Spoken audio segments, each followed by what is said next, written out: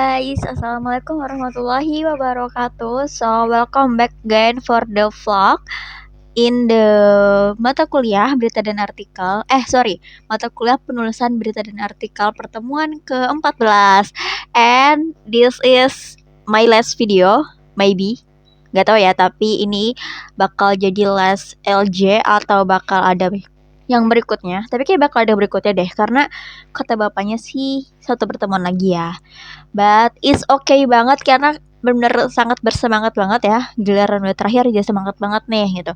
Tapi awal-awal buat LJ juga gue udah semangat banget sih. Kayak oh my god, kayak nge-vlog tuh kan salah satu kegiatan yang paling gue sukain gitu loh. Kayak walaupun gak buat LJ pun kadang suka nge-vlog gitu loh. Sehari-hari, gak sehari-hari juga, maksudnya ya beberapa waktu lah ya gitu.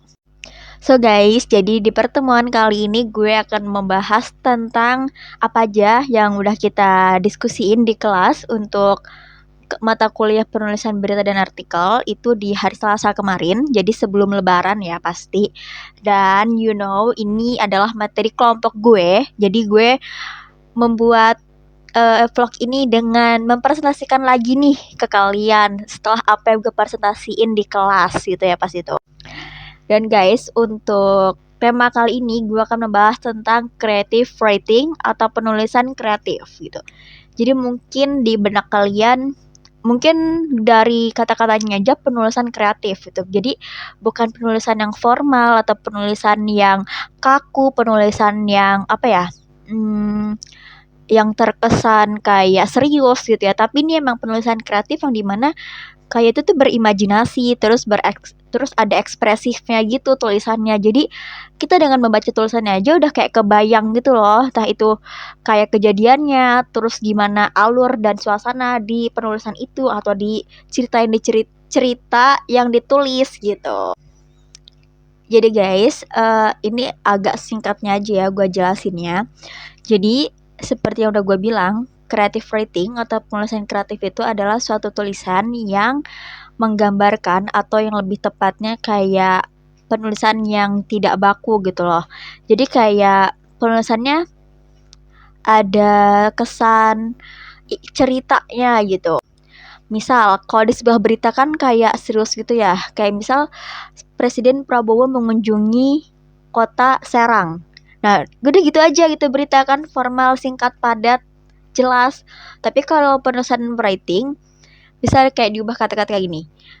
Di siang hari yang suasananya cerah dengan matahari yang berkilau dengan terang, Presiden Prabowo datang untuk pertama kalinya ke kota Serang yang dimana kota yang sangat damai dan kota yang sangat sejuk dan banyak sekali tempat wisata yang harus kalian kunjungi gitu. Nah kayak kebayang lah kayak berarti Pak Prabowo ke Serang dengan dengan suasana yang cerah, dengan suasana yang mendukung banget nih gitu untuk Presiden Prabowo datang ke sini gitu. Nah bisa aja kayak gitu guys. Nah jadi intinya penulisan kreatif itu dia tuh lebih lebih fiksi, bukan fiksi sih, tapi kayak lebih dia tuh bukan bersifat fiksi ya, kayak dia tuh bersifat fakta, tapi ada kesan-kesan kayak ceritanya gitu loh guys, kayak feature. Kalian tau kan feature? Nah, itu feature tuh bisa disebut salah satu contoh penulisan kreatif loh gitu. Terus ada opini. Nah, itu penulisan kreatif juga dia. Jadi intinya mah penulisan kreatif ini atau creative writing itu kayak bentuknya storytelling gitu loh, kayak menceritakan kembali tapi dalam bentuk yang kayak ngobrol sehari-hari kita sama teman kita gitu. Jadi kayak bukan yang kaku-kaku banget atau kayak dijelasin textbook banget gitu loh. Terus ada juga beberapa tema yang bisa dijadiin sebuah penulisan kreatif itu kayak tentang dunia fashion, traveling, karena kan ada aja feature traveling, iya kan, feature traveling ada nggak sih guys? Ada kayaknya.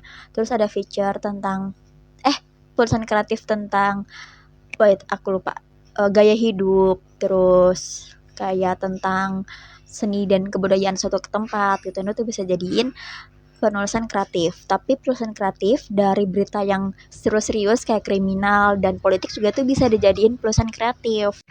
Jadi kayak contohnya berita tentang kriminal atau berita tentang politik dan hukum itu juga bisa dijadiin creative writing, tapi dengan syarat kayak misal em, kayak ke sebuah media sosial gitu, misalkan ke dalam up ke YouTube atau kayak Instagram atau kayak misalkan kayak ada spot kan, tau kan ada spot itu kayak dia kadang menceritakannya dengan imajinatif atau ekspresif, tapi itu bisa dari berita yang tentang kriminal, hukum, dan juga kayak tentang politik gitu.